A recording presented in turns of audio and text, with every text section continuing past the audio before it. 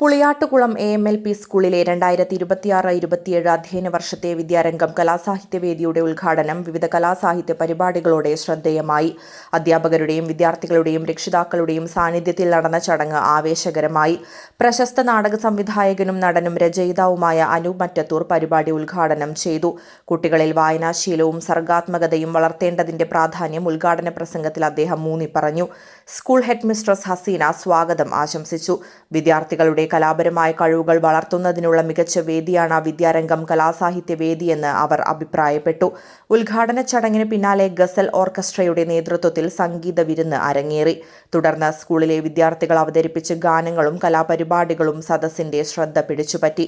കുട്ടികളുടെ പ്രകടനങ്ങൾ എല്ലാവരുടെയും പ്രശംസ നേടി. ചടങ്ങിന്റെ സമാപനത്തിൽ മധുമാഷ് നന്ദി രേഖപ്പെടുത്തി. വിദ്യാർത്ഥികളുടെ സമഗ്ര വ്യക്തിത്വ വികസനത്തിനായി ഇത്തരത്തിലുള്ള കലാസാഹിത്യ പ്രവർത്തനങ്ങൾ തുടർന്നും സംഘടിപ്പിക്കുമെന്ന് അദ്ദേഹം അറിയിച്ചു.